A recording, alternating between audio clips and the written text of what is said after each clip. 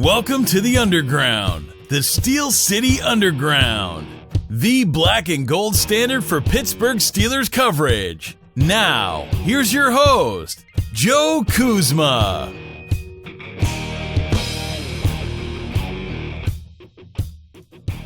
Hello, everyone, and welcome to another edition of the Steel City Underground podcast, brought to you in part by our official partners, StubHub. Take a night off from nights in. To find out more information, go to steelcityunderground.com/tickets. I am your host, Joe Kuzma, and today I have a guest with us, but he's also someone that is a new contributing writer here at steelcityunderground.com. He has a wealth of knowledge of all Pittsburgh sports. I'd like to welcome, I guess he's like the old new guy now in terms of how we're rapidly growing over here in terms of our staff and size, but you're still a welcome addition, Zach Metkler. How you doing today, Zach? Not too bad, Joe. Not too bad. Thanks for having me on. Oh, let's tell the truth. We've had miserable days. but this is good. Football's back, aside from a Hall of Fame game that doesn't count and many other preseason games that won't count going forward. But we have some real football. We have some training camp. On the last episode, Brian and myself, we got to chat with Bryant McFadden. We didn't really get into too many specifics because training camp was still rolling when we had Bryant on. So now we get to actually talk about some of the stuff that transpired over the weekend and the last few practices. And in fact, this is a good plug for your most recent article over with, well, you know what, Zach, I think a good introduction would be, tell us a little bit about yourself and some of the other various websites and stuff that you write for. Yeah, so, I started out with GZ Sports Report. I'm the co-founder and co-creator of that website where I handle most of the Steelers and NFL content over there. Then I also do some other work for the Steelers for The Point of Pittsburgh, online magazine, as well as the SteelerNation.com forum, which is kind of growing their platform as well with more kind of articles instead of just being a straight up forum. So now I'm with you guys over here at Steel City Underground and loving every second of it. But, I try to keep everything as straightforward as I possibly can with my writing. I try to get as much of an overall analysis of many different facets of the Steelers and the NFL in general. Try to keep it as real as I can. So. Yeah, you're a regular Zach of all trades, and this isn't to confuse Zach. This is Zach with an H versus Zach without the H, which is Zach Celedonia. I told you, I told you, Zach, I wasn't going to be able to say your name, and I meant both you, Zach Metkler, and Celedonia. Both of you guys. I trip on it. People can't say Kuzma. It's actually not pronounced Kuzma anyways. For those of you who have maybe a German or Polish background in the Pittsburgh area, you may have heard Kuzma before, which is actually the real old country way that it's said. But everybody came over on the boat, Ellis Island, everything else as far as my ancestors. So it's been Americanized, and we just say Kuzma from now on. But the telemarketers, they don't get it right, and there's nothing more embarrassing. You know what I hate? I hate when I say a player's name wrong, and I often do say it wrong because sometimes I hear somebody else say it wrong, or we always joke about Martavius, and people say stuff like that. But I guess it just sticks with you. You hear it a certain way. And Nate can't say a certain player's name right, but he'll get mad if he hears this, and I call him out on it again, so I won't mention it. But anyways, back to the original point of you had a very interesting piece that's actually on a specific player coming out of camp that's looking very good right now, and that would be Mike Hilton. And it actually makes you feel good that when you're doing such professional work that's of high quality and of the utmost integrity, that the players acknowledge you and the players actually share it via their own social media accounts. I mean, that's pretty cool. Oh yeah. Whenever I got the notification this morning that yesterday that he had shared it, I was kind of taken back because it was the first time that a player had actually gone and shared any of my work. And when I saw that, it was kind of a cool, surreal feeling. But it was all love to him. I've got the chance to look more at his college tape back at Ole Miss, see what he was capable of doing while he was there, alongside Senquez Golson. Is a guy that I think compares very well to him, being that they're both small, kind of fiery, feisty tacklers. Both have decent ball skills. Obviously, Senquez Golson had the production Mike Hilton didn't have, with only 6 career interceptions at Ole Miss. But you watch him on tape, what he's been able to do so far at training camp with the Steelers, you can see the promise that's there. Since he was able to retweet my article, I've seen a lot of Ole Miss fans reaching out to me saying how they've seen his tape. They watched him over all the years, and he's one of their top defenders that they've watched being in the Rebel uniform. And I think that's a testament to what we're starting to see with him so far at training camp as time's gone along. Yeah, you said he favorably compares with Senquez too. It's just his height, maybe not as athletic, perhaps, but he's definitely on par. And we're gonna be talking about Senquez and some of these injuries and guys getting banged up. But actually, I think it is Senquez and even Cam Sutton and a few other guys sitting out, whether it be veterans and this and that, getting their day off their time, has given Hilton somewhat of an opportunity. And it's funny because those of us that are fans or just the random people that are just sitting up in the stands are who is this guy? And apparently this is coming from the actual Steelers players themselves. This guy wasn't with the team. Well, he sort of kind of was, I guess, in an aspect of he was signed to can't I think of the word right now? Futures contract. Yeah. So part of the team, but not part of the team. Not with the team. So a guy I think it was Ramon Foster or Mike Mitchell or maybe both. He's getting some praise back there, who is this guy? And in that regard, when I'm sitting there in the stands over the weekend, and I'm making my notes, I've got my notepad there, and I'm like, okay, who's I'm joking with Brian. Brian's bad with numbers, and it's almost like a quiz. So he's quizzing me on guys. He stumped me on one of the running backs, and it was the guy running with the ones. And there was some share there, okay? But a lot of people were saying, oh, yeah, James Conner. There's a lot of hype on James Conner. He has the best-selling jersey in the NFL right now. But it was number 33. Who's number 33? Go to look on the sheet. Hopefully I didn't screw it up anyways because I may have got his number wrong. 33, Fitzgerald Toussaint, who apparently, I didn't know this is from Craig Wolfley with, Steelers.com, Steelers Nation Radio, former Steeler himself. He said that Fitz dropped 20 pounds, and it sure looks like it. The guy is like lightning in a bottle. So it's another one of those, who's that guy? Now, when you get into 34, it's not D'Angelo Williams, although there are a few in our camp that want to see him come back. We've heard a lot of people on social media. There's not a panic alarm yet, though, because James Conner, apparently just an AC sprain. He was back on the field, at least doing some warm-up drills or whatnot, not in pads, not a full practice participant. But it appears that, according to Terry Fletcher here, who has her, whatever and whatever when it comes to medical stuff, I just leave it to her because I don't know. If I had a cold, I asked Terry. Terry thinks this is on the very, very low end of the spectrum, and just seeing Conner out there would kind of nudge us in that direction.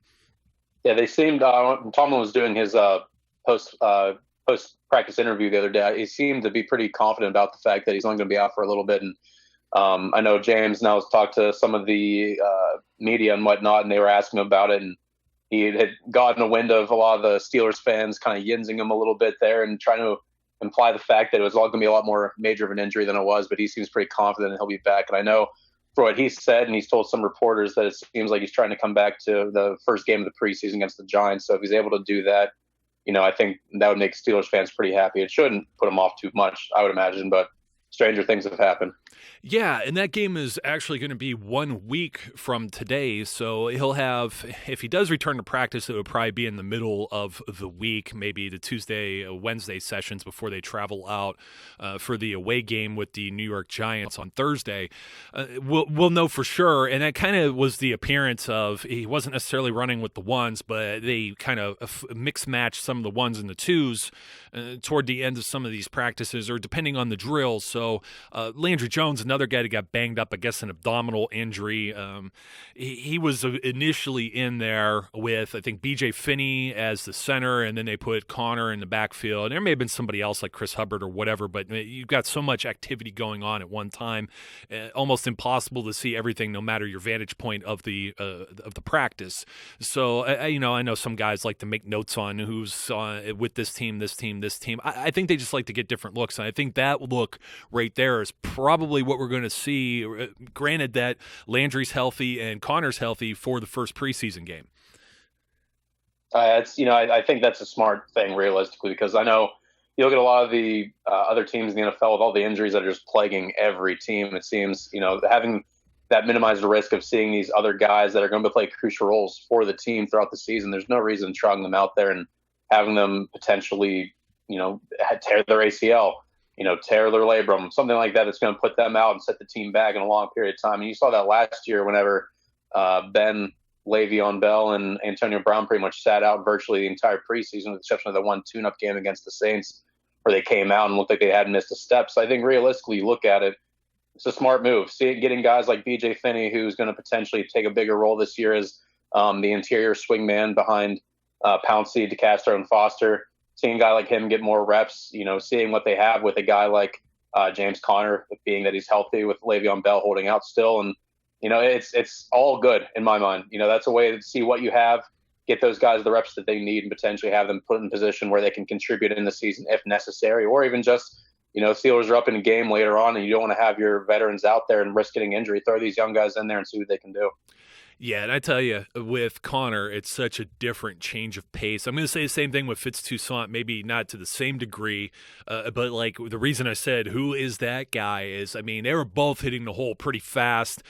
They slashed, they cut. It's not the patient wait and see that Bell has. Now, some of that was, practice in shorts, of course, but if Connor ends up not participating in his first preseason game, it's going to be a showcase for Toussaint. You may even get to see some of these guys like Williams or Watson later in the game. I imagine you will. But Niall Davis, he didn't look the most comfortable at first. I think he's still settling in. As time progresses, he's looking a little more sharper in the backfield. So there's a variety back there. And it's good. It's good for these younger players, too, because you know what? Bell doesn't necessarily have to be taking all of those snaps. We see James Harrison warming up with like a trainer on the sideline and just kind of staying loose, and he jumps into maybe like a cone drill or something here or there. And he's leaving it all for, T.J. Watt or Keon Adams, or I'm trying to think of the other outside linebacker that's in that unit. And those guys are getting the time that they need to FaceTime with the coaches to see really what you have as far as depth. So I think in that aspect, if Connor isn't there for the first preseason game, look what happened with Artie Burns last year. It took Artie Burns, I don't think he came in until the fourth preseason game. He was pretty banged up for most of training camp and the preseason. So they do need time on the field, and that kept Artie from being a starter right away. He came in like week 5, week 6, something during the regular season. So I don't want to make it sound like it's not important for the rookies, but it's definitely not as important for the guys who've already been through it. No, I think that's why, there's a whole chemistry aspect of getting those guys out there and having the offense and the defense all work together as one unit. But at the end of the day, these guys have been playing together for so long. I don't think it's that catastrophic that you're not going to see, the killer bees out there together necessarily. You're going to see some of the veteran offensive linemen or some of those guys, running backs, Le'Veon Bell, whomever, out there. So like you said, it kind of gives the opportunity for guys like Connor, or guys like the new and improved Fitz Toussaint, to go out there and show what they can do. And then the younger guys, especially when you're looking at the big three from last year's draft class with Javon Hargrave, Sean Davis, and Artie Burns. I think this is going to be a crucial preseason for them, because it seems like they've finally started to get to their point of meshing together last year on defense towards the end of the season. Having an entire offseason to be the starters unquestioned and move forward with the defense, that's an opportunity for them to get those reps as well, especially with some of the other veterans missing out. To an extent, they've almost became the veterans on that defense just by the exposure they got last season. Yeah, I'm trying to remember who said that. It may have been Ike Taylor that actually mentioned even as they went into the playoffs, they're no longer rookies because they have X amount of experience. So they're just building upon that, and it looks like they've improved as time went on. But I actually kind of want to jump off script here for a second, because we were talking about injuries around the league. Oh my goodness! I guess Ryan Tannehill took a real big scare in practice yesterday, and they said his knee is pretty much was the same as it was, and we're still waiting on some information for that. But I know we don't care about the Dolphins as much as the Ravens. Holy cow, man. Was it Urschel retires? Saragusa, the guy who's supposed to come in and become their center, I think. I'm trying to think of the other guy's name that they just kind of let off in the pasture, and they were looking at Mangold from the Jets, and that never ended up materializing. But this guy ripped everything up in his knee. We're talking Heath Miller style maybe 2-3 years ago. everything. MCL, ACL, I think PCL, the whole thing's shot. So his season's pretty much gone. Brashad Perryman, this guy's as snake-bitten as Senquez Golson. I think they're drinking the same Kool-Aid. In case, and we haven't talked about Golson, but Golson went down. We're still not quite sure. He says no surgery, but he's hurt again. He's not getting time, and his clock's ticking. I mean, there's just no other way. I think the only thing that's really going to work out, end up in his favor, is that they don't have to cut the 75 now about halfway through the preseason. So he's going to get a little bit more of extended time maybe to work with the Steelers if he's healthy. I don't think they can stash him or do anything with him again. I don't think they'd be willing to. They've invested so much in that secondary.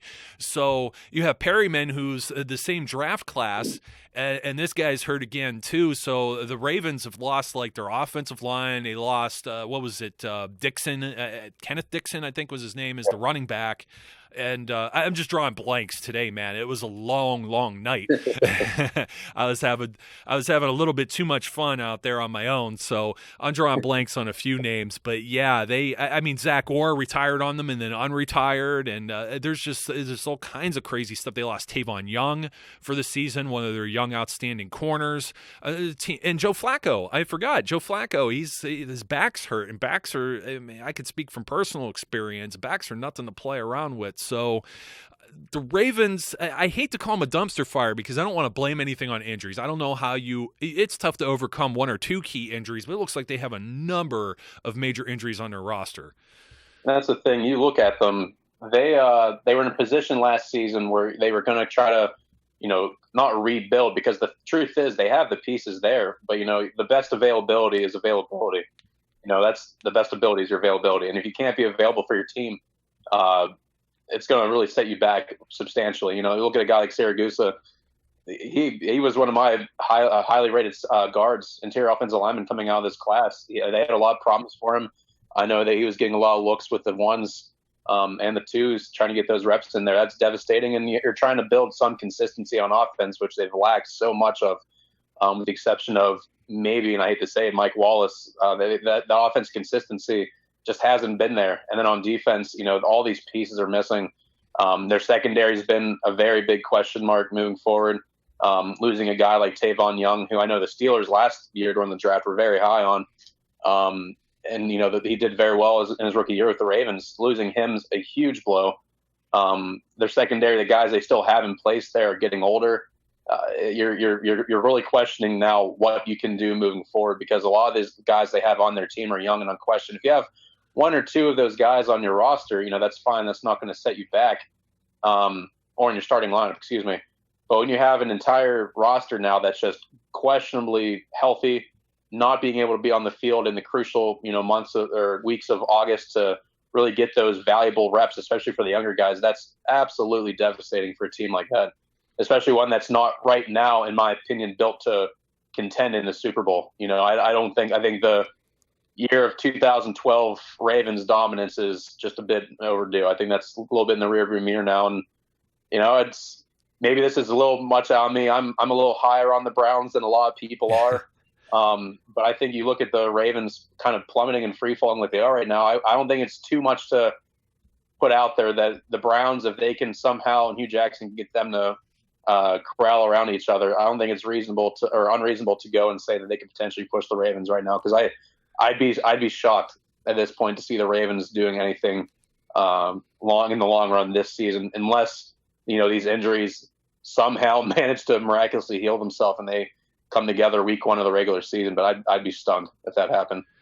Yeah, I don't think they can afford to even wait with the way. I mean, the Steelers are loaded, provided they're healthy, and I think the Bengals had quite a few injuries, which kind of derailed their season last year. They still have a questionable offensive line, but there's no question they have a stable of running backs. They have, if Eifert's ever healthy, he's a threat. AJ Green's one of the best receivers in the game. They added John Ross. They brought back Brandon LaFell. They're still dealing with the University of Pittsburgh second-year guy Tyler Boyd. So they have a number of pieces there. The defense is getting a little older, but I think you could see them as a clear number 2 in the AFC North. Not to go into predictions versus from the camp stuff, but just everything in the camp is just destroying the Ravens. We didn't even mention the tight ends. Everybody there is hurt. They lost Pitta.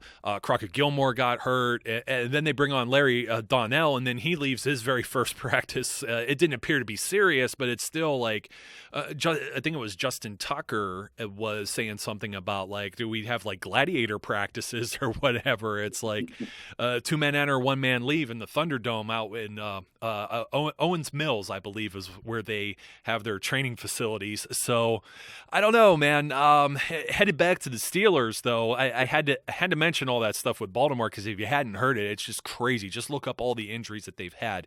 We've talked running backs, but we didn't really mention it seems like Mike Tomlin and the coaching staff has made it a point, a very big point, to make sure that Artie Burns covers nobody but Antonio Brown during camp.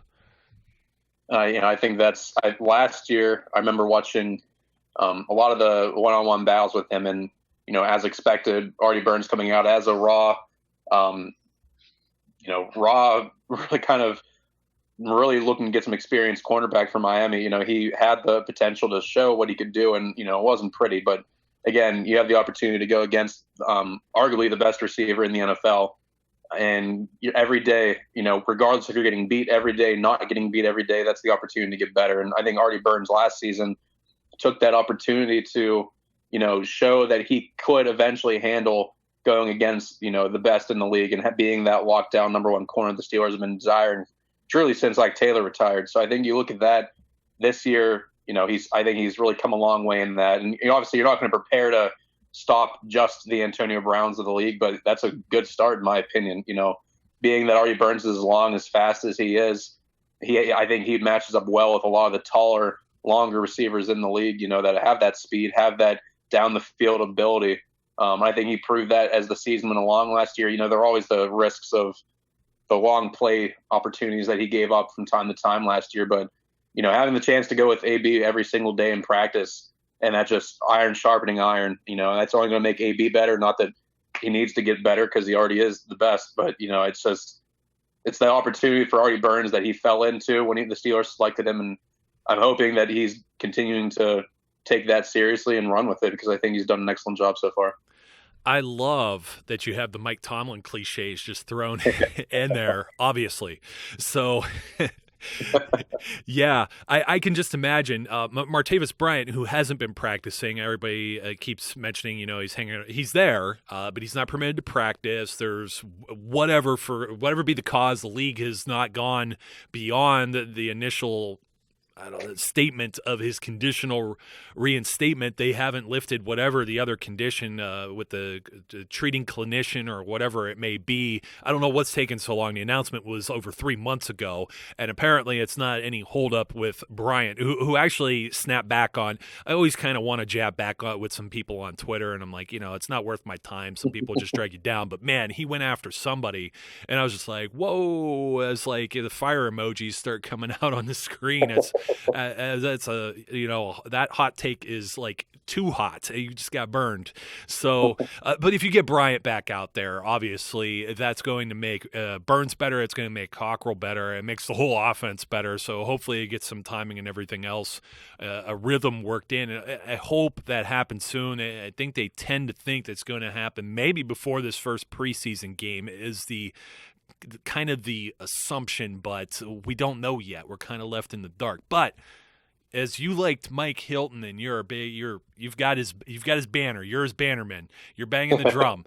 And I know the other Zach will like this too, is Justin Hunter just in the role since Martavis Bryant isn't out there. They initially, the first thing that they're doing in these camps, you get the 7-on-7 and whatnot, or the 7 shots or whatever it is, 7-on-7. I don't even know what that is. But you've got one-on-one drills and whatnot. And I'm telling you, man, Hunter is making plays. He's not a one-trick pony by any means. He's not just a straight line runner. He's a big target in the end zone. I think he caught 2 touchdown passes. One, he had to get his feet in the one day. The other one was like in the back of the end zone. There was a deep play where Ross Cockrell absolutely mugged him, and that would have been for 6 if Cockrell wouldn't have got his hands on him.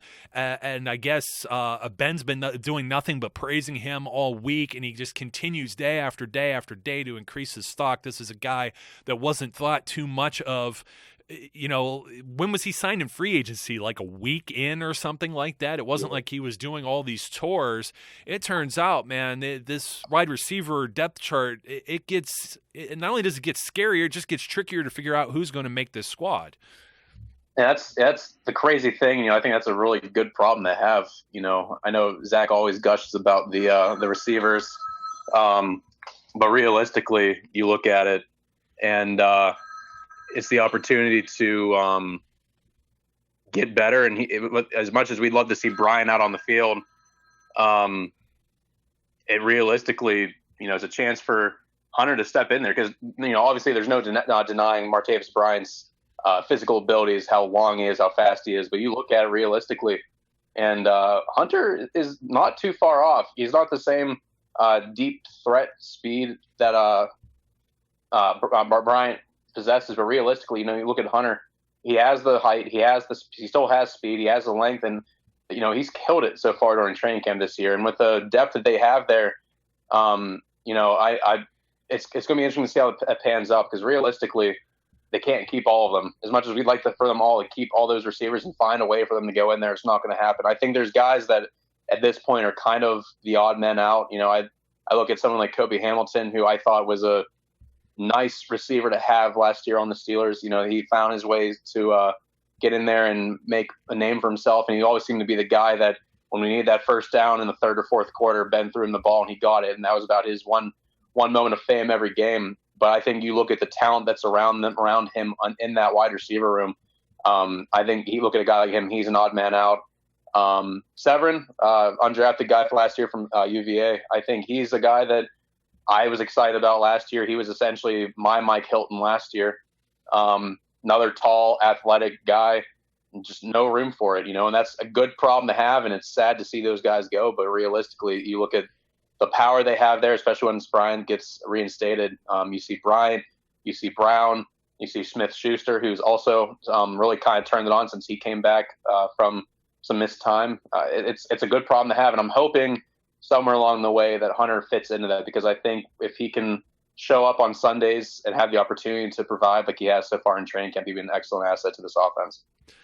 Hunter will be interesting. It'll be good to see when we have some real competition. The bad thing is that the only way to really gauge it is going to be maybe the third preseason game. You may get a quarter and a half with Big Ben, and hopefully Hunter's in that lineup to work with him and see really what he does against maybe some starters or maybe at least guys that are just one-off on the depth chart as far as opponents, because otherwise he's going to have – right now it doesn't even look like Landry's throwing, but if Landry doesn't have a very serious injury, he should be playing about a half of football, and then we'll probably see Josh Dobbs, who – he's got a cannon for an arm, but I don't know.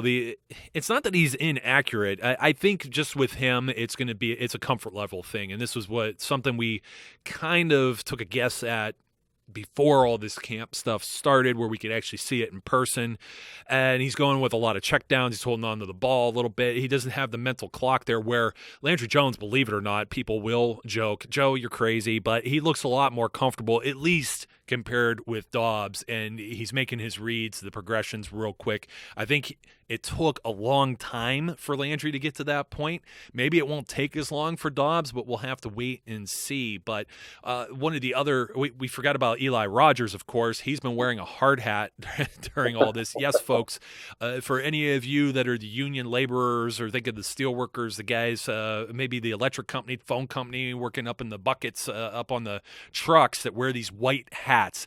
Eli Rogers is running around like a nut on the field with this thing on, so I think there's a spot for Eli. I think they're very comfortable with Eli. They're mostly testing AB. They're testing Hunter.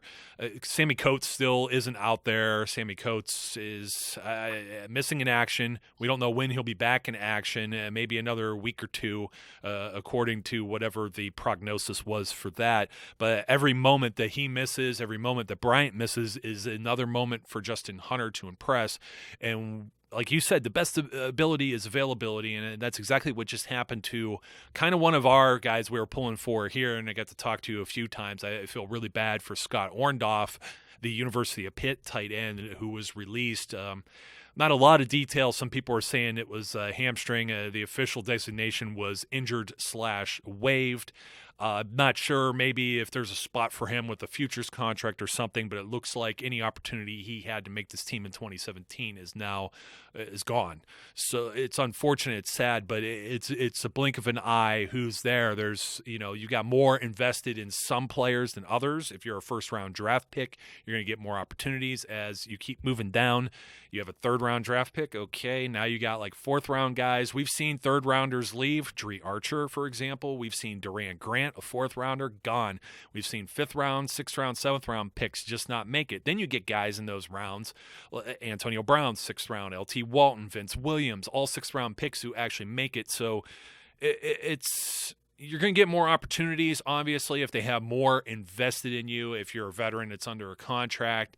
Sammy Coates, I think it's also wearing thin, maybe not as thin as Senquez Golson, but you've got a loaded wide receiver depth chart. Don't know how that's going to pan out. So as long as Hunter's out there making plays, he's going to make people second guess who should make this final roster.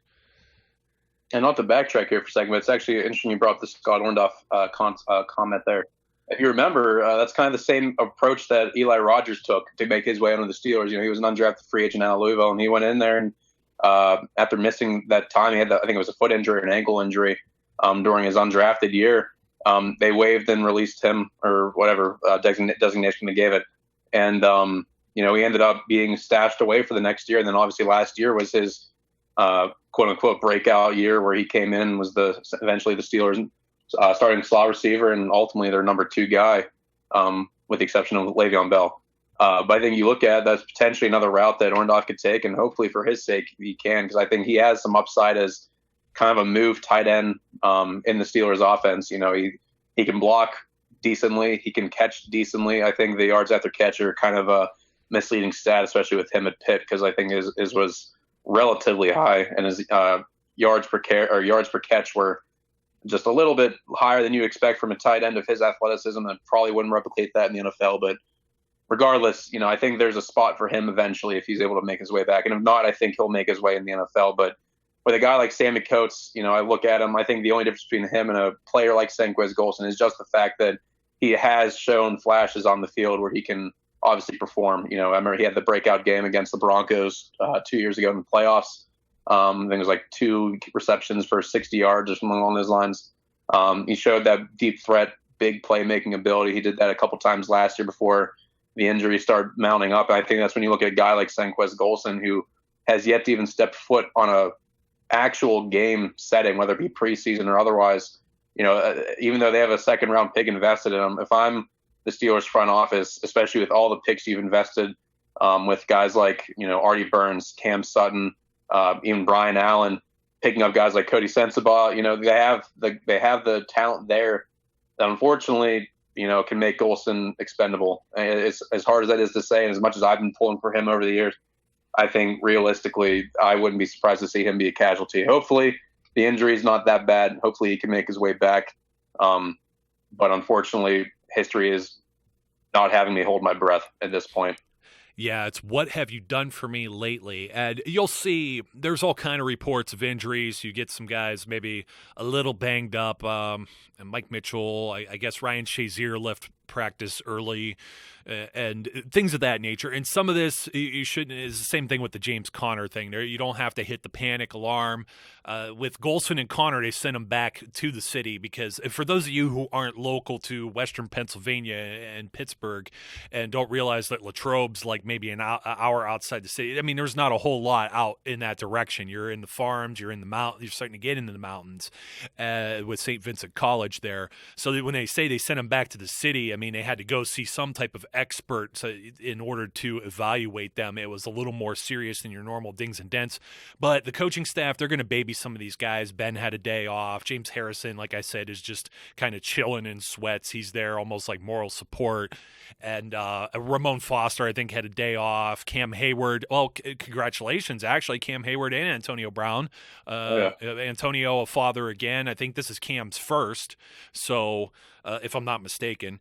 And so, congratulations to those guys. So they get some time off too, because, real life does happen. At least it's happening then. And I think somebody even went back and plotted like the 9 months or whatever back to a bye week, which is just ridiculous. So we know what these guys are doing on their bye weeks. So that's kind of funny, but I wouldn't panic too much about injuries. At least they're not of the nature of, one and done like the Ravens have had. So, you know what, Zach, we're up against it, but you know what? I always like to give everyone, and you're certainly going to be welcome back many, many times in the future, but we need to let all these folks know how they could follow you on social media. Yeah, so if you want to follow me on Twitter, you can find me at GZSports_ZM or just Zach Metkler, Metkler with GZSR, following the name. That's my primary account that I use all my good stuff for football and other sports for. So that's why you get in contact with me. Yep, always good stuff, and it was nice to have you on, and definitely appreciate you taking out your time to join us today on the Steel City Underground podcast. Of course, glad to be here. And ladies and gentlemen, that about wraps for us. We do have many, many means of which you could reach us. Some of you send us the old message through Twitter or Facebook, but we do have fan mail at steelcityunderground.com. We have the hotline. The hotline, you could leave a message or you could text us, which is maybe easier for some of the younger people, younger than me, 203-900-4728. That's actually 4SCU if you want to use the letters instead of the numbers. Until next time, my name's Joe Kuzma. His name is Zach Metkler. Be safe, be good, and we'll catch you later. We would like to thank you for listening and remind our listeners to follow us on social media and our website, www.steelcityunderground.com.